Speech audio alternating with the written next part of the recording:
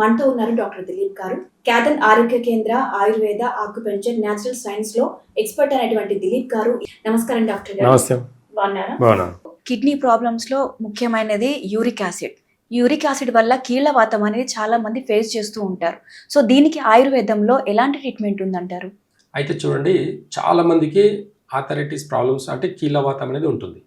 ఈ కీళ్ళవాతంలో వాళ్ళకి బ్లడ్ టెస్ట్లో ఒకవేళ చేస్తే యూరిక్ యాసిడ్ అనేది ఎక్కువ ఉంటుంది.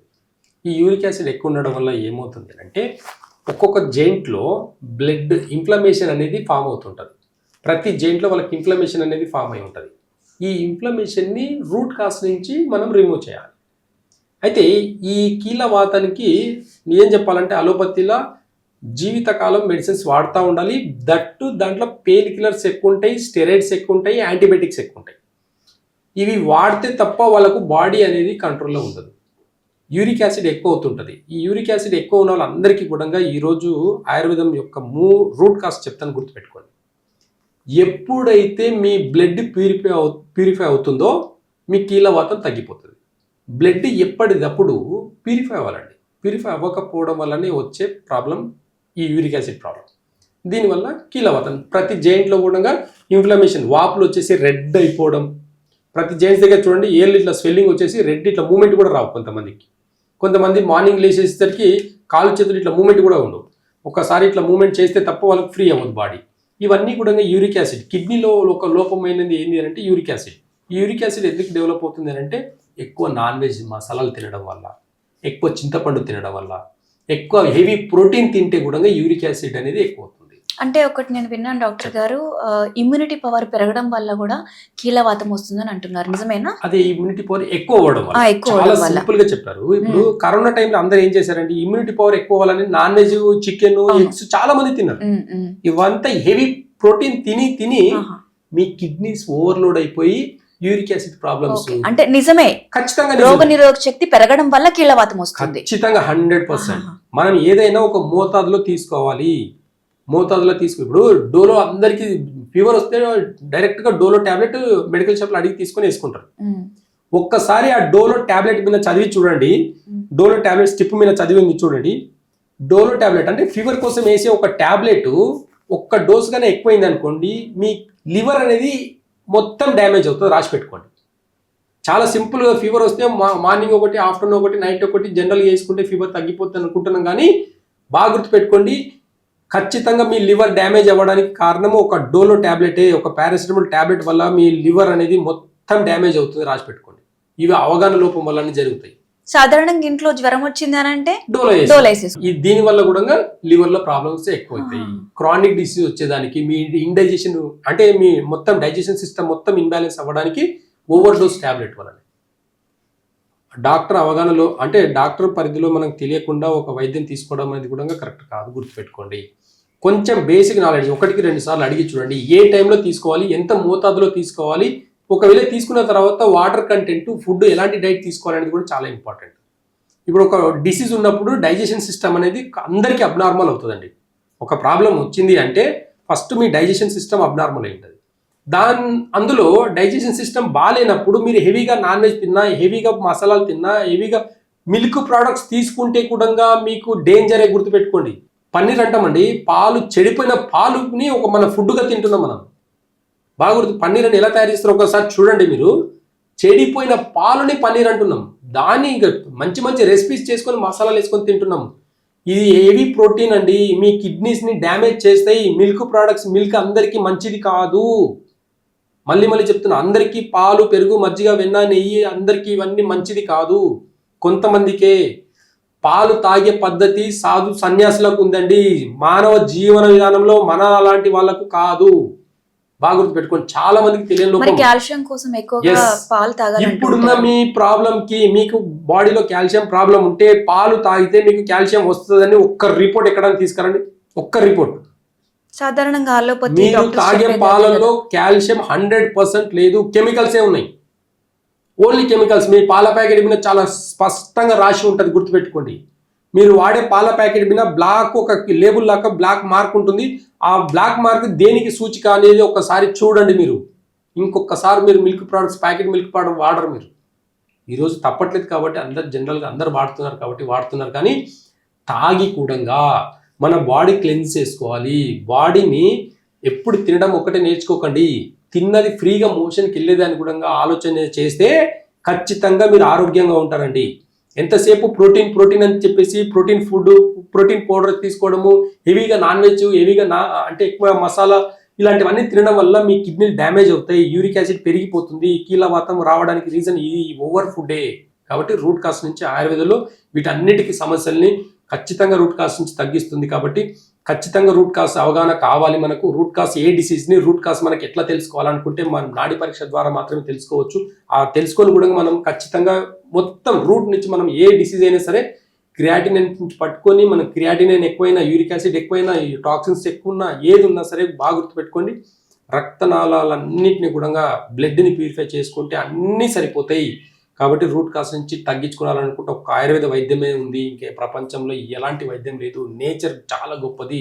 ఆ నేచర్ని అవగాహన చేసుకుంటే దాన్ని ఉండే రిజల్ట్స్ చాలా అద్భుతంగా చూస్తారు. గుర్తుపెట్టుకోండి, ప్రతిదానికి ఆపరేషన్, ప్రతిదానికి టెస్టులు, ప్రతిదానికి అవసరం లేదండి. అసలు గుర్తుపెట్టుకోండి, అవగాహన లోపం వల్లనే ఈరోజు ఈ పరిస్థితి వచ్చిందనేది రూట్ కాస్ నేచర్ చెప్తుంది. ఓకే, అయితే కీళ్ళవాతం ఉన్న వాళ్ళు ఎలాంటి డైట్ తీసుకోవాలంటారు? సింపుల్ అండి, ఓన్లీ వెజిటేబుల్ డైట్ చేసి చూడండి.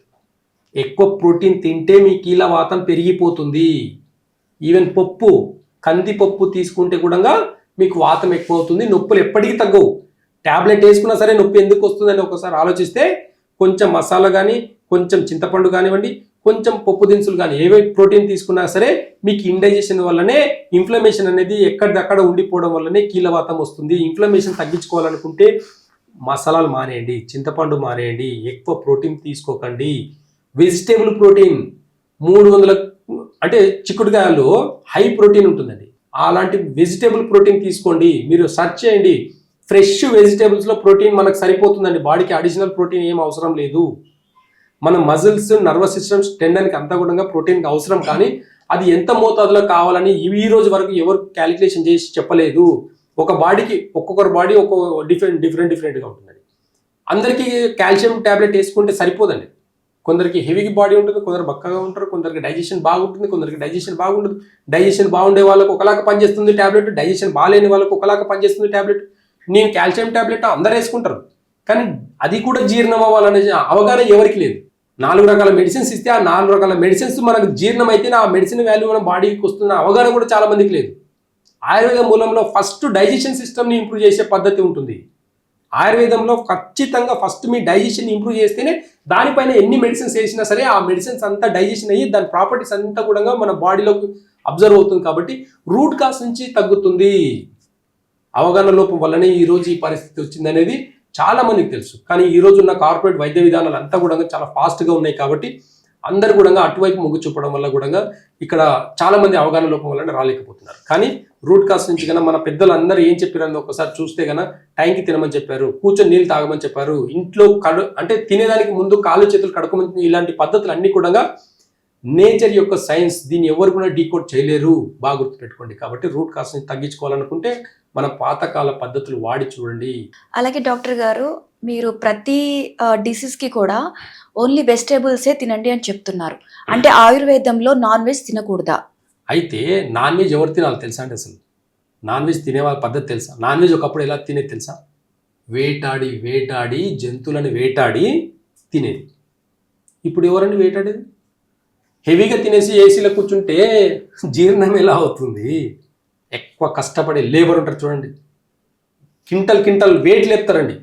60 కిలోల మనిషి 100 కిలోల వెయిట్ని లేపుకొని ఓవర్ లోడింగ్ చేస్తారు. అంత హార్డ్ వర్క్ మీరు చేస్తున్నారా? ఏసీలో కూర్చొని తింటున్నారా? బాగా గుర్తుపెట్టుకోండి, మీరు ఎంత డేంజర్లోకి వెళ్తున్నారనేది గుర్తుపెట్టుకోండి. ఫిజికల్ ఎక్సర్సైజ్ బాడీకి లేకపోతే మీరు నాన్ వెజ్ తినేదానికి కాదు. నాన్ వెజ్ తినకూడదు. చాలా మంది నాన్ వెజ్ తింటే డైజెషన్ అవ్వదు అంటారు. 100%. ఇప్పుడు ఎగ్జాంపుల్ చాలా చిన్న ఒక క్యాలిక్యులేషన్ చెప్తాను. ఒక పర్సన్ వచ్చేసి minimum 250 to 300 grams minimum non veg తింటారండి. తినాలనుకున్నప్పుడు కూర్చుంటే మినిమం 250 grams ఒకవేళ చికెన్ తిన్నాడు అనుకోండి, ఆ చికెన్ 250 grams మన బాడీలో డైజెషన్ అవ్వాలంటే 8 నుంచి 12 గంటలు టైం పడుతుంది. మనకు 8 నుంచి 12 గంటలు మీ డైజెషన్ కెపాసిటీని బట్టి నిర్ణయిస్తుంది డైజెషన్ విషయం అనేది. 8 నుండి 12 గంటల డైజెషన్ సమయం పట్టినప్పుడు ఈ లోపల మళ్ళీ మీరు ఎలాంటి ఫుడ్ తినకూడదు. కానీ మళ్ళీ మీరు ఏం చేస్తారు? మధ్యాహ్నం హెవీగా చికెన్ తింటారు, సాయంత్రం 6 గంటలకు మళ్ళీ ఒక కాఫీ టీ స్నాక్స్ తినేసి మళ్ళీ నైట్ మళ్ళీ చికెన్ తింటారు, నాన్ వెజ్ తింటారు. అంటే 12 గంటల సమయంలో మీరు 2 పూటలు హెవీ డైట్ ఇస్తే బాడీకి ఎలాంటి జీర్ణశక్తి పెరుగుతుంది? ఈరోజు షుగర్లు, బీపీలు, థైరాయిడ్లు రావడానికి రీజన్ చెప్పండి, జస్ట్ మీ డైజెషన్ సిస్టమే. వేరే రూట్ కాజ్ ఏమీ లేదు. షుగర్ తగ్గాల, మీ డైజెషన్ ఇంప్రూవ్ అవ్వాలి, బీపీ తగ్గాల, మీ డైజెషన్ ఇంప్రూవ్ అవ్వాలి, మీ కిడ్నీస్ బాగా పనిచేయాలా, డైజెషన్ ఇంప్రూవ్ అవ్వాలి, మీ లివర్ బాగా పనిచేయాలా, అన్నిటికీ డైజెషన్. ఏది తిన్నా జీర్ణం అవ్వాలి అని అనుకుంటే ఖచ్చితంగా రూట్ కాజ్ నుంచి మీ డైజెషన్ సిస్టమ్ని ఫస్ట్ ఇంప్రూవ్ చేసుకున్న తర్వాత మెడిసిన్స్ వాడండి. కాబట్టి ఫస్ట్ మెడిసిన్ ఆయుర్వేదంలో ఏముంటుంది తెలుసా? మీ జీర్ణశక్తిని ఇంప్రూవ్ చేసేదానికి మెడిసిన్ ఉంటుంది. దాని తర్వాత మీరు ఎలాంటి ట్యాబ్లెట్స్ అయినా వేయండి దానిపైన, అవన్నీ కూడా డైజెషన్ అయ్యి మీ బాడీకి కావాల్సిన ప్రోటీన్స్ అన్నీ కూడా, మన ప్రోటీన్ అంతా కూడా ఓన్లీ నాన్ వెజ్లో మాత్రం లేదండి, వెజిటేరియన్లో కూడా చాలా మంది ఉన్నారు వెజిటేరియన్స్. వాళ్ళు ఏం తినాలి? నేను ప్యూర్ వెజిటేరియన్ అండి, ఈ రోజు వరకు ఒక ఎగ్ కూడా తినలేదు నేను. మరి నాకు విటమిన్స్ ప్రాబ్లం ఏం లేదు కదా, మరి బాడీ బ్యాలెన్స్గా ఉంది కదా, 44 years అయినా బాడీ బ్యాలెన్స్గా ఉంది కదా, మరి ఎలా అంటారు? 44 సంవత్సరాలు నేను నాన్ వెజ్ తినకుండా బాడీని ప్రోటీన్లు అన్ని బ్యాలెన్స్ చేసుకుంటే ఏ వెజిటేరియన్ ఫుడ్ తినే కదా నేను బ్యాలెన్స్గా ఉన్నది. మరి అందరు నాన్ వెజ్ తింటేనే హెవీ ప్రోటీన్, మజిల్స్ బాగుంటాయి, నర్వస్ సిస్టమ్ బాగుంటుంది అనేది అబద్ధము. ఒక అపోహ బతుకుతున్నాం మనం. కరోనా టైంలో హెవీగా డైట్ తినే వాళ్ళు ఈరోజు హార్ట్ అటాక్తో చనిపోవడానికి రీజన్ చెప్పండి. ఆ రోజు హెవీ డైట్ తిని మీ డైజెషన్ని ఇంప్రూవ్, మొత్తం మీ డైజెషన్ సిస్టమ్ మొత్తం కూడా ఇంబ్యాలెన్స్ చేసుకొని కొలెస్ట్రాల్ ఫామ్ చేసుకొని ఈరోజు హార్ట్ అటాక్ ప్రాబ్లంతో చనిపోతున్నారు. ఇంత సైంటిఫిక్ రీజన్, చాలా నేచర్ ఇంత క్లియర్గా చెప్తుంది. మీరు తిన్న అంత ఇంబ్యాలెన్స్ ఫుడ్ అంతా కూడా ఈరోజు కొలెస్ట్రాల్ రూపంలో హార్ట్కి సంబంధించిన ప్రాబ్లం ఫేస్ చేస్తున్నారు మీరు. కాదని చెప్పండి. రక్తం ఎంత పల్చగా ఉంటే మీరు అంత ఆరోగ్యంగా ఉన్నట్టు. రక్తం గడ్డగడుతుందా? హెవీ ప్రోటీన్లో మీ డైజెషన్ వల్ల ఖచ్చితంగా రక్తం గడ్డగడుతుంది, దానివల్ల వచ్చే ప్రాబ్లమ్స్ ఎక్కువ. కాబట్టి ఈ సమ్మర్లో ఖచ్చితంగా కిడ్నీ సమస్యల నుంచి బయటపడాలంటే ఖచ్చితంగా కూర్చొని నిదానంగా వెజిటేబుల్ సూప్స్ కానివ్వండి, వెజిటేబుల్స్ ఎక్కువ తినండి, హాఫ్ బాయిల్ చేసుకొని తిని చూడండి మీ బాడీ ఎలా రియాక్ట్ అవుతుందో ఒక 1 month అబ్జర్వ్ చేసి చూడండి. మీరు బాడీ కొంచెం వీక్ అవ్వచ్చు, బాడీలో ఉన్న టాక్సిన్స్, వేస్ట్ ఫ్యాట్ అంతా బయటికి పోతుంది, పోనివ్వండి, మళ్ళీ రీజనరేట్ అవుతుంది. వెజిటేబుల్ కూడా మంచి మీరు స్వీట్ పొటాటో తినండి, మీ నర్వస్ సిస్టమ్ కానివ్వండి, మీ మజిల్ సిస్టమ్ కానివ్వండి ఎంత స్ట్రెంత్గా ఉంటుందో ఒక 1 week స్వీట్ పొటాటో తిని చూడండి. మీరు జస్ట్ హాఫ్ బాయిల్ చేసుకొని తినండి స్వీట్ పొటాటో, చూడండి మీ నర్వస్ సిస్టమ్ కానివ్వండి, మీ మజిల్ సిస్టమ్ కానివ్వండి, మీ డైజెషన్ సిస్టమ్ ఎంత ఇంప్రూవ్ అవుతుందో చూడండి. 1 kg చికెన్ తిన్నా అంతే, ఒక 300 grams మీరు స్వీట్ పొటాటో తిన్నా అంతే. ఇంత వెజిటేబుల్లో ఇంత క్లారిటీ ఉన్నాగా కూడా మనం నాన్ వెజ్కి ఎందుకు వెళ్ళాలి? టేస్ట్ కోసమా? తినండి, టేస్ట్ కోసం తినేసి నెక్స్ట్ ఇక్కడ ఫుడ్కు ఖర్చు పెట్టుకోవాలి, హాస్పిటల్ కూడా ఖర్చు పెట్టుకున్నానికి రెడీ ఉండండి. మీ ఫిట్నెస్ ఏమవుతుంది లాస్ట్కి? ఎంత సర్వీస్ చేయాలనుకుంటే ఎంత సర్వీస్ చేయగలుగుతారు మీ జాబ్లో? ఇవన్నిటికీ క్వశ్చన్ మార్క్ వేసుకుంటే ఆయుర్వేద రూట్ ఏం చెప్తుంది, నేచర్ ఏం చెప్తుంది, ప్రకృతి ఏం చెప్తుంది అనేది వింటే ఖచ్చితంగా ఆరోగ్యంగా ఉండొచ్చు అని చెప్తుంది. ఓకే డాక్టర్ గారు, మంచి పరిష్కారం చూపించారు. Thank you so much. Thank you. మీకు కూడా ఇలాంటి ఆరోగ్య సమస్యలు ఉంటే గనక కింద స్క్రోల్ అవుతున్న నంబర్కి కాల్ చేయండి, డాక్టర్ గారిని సంప్రదించవచ్చు. కేతన్ ఆరోగ్య కేంద్ర, Ayurveda, acupuncture, natural science. Thank you so much.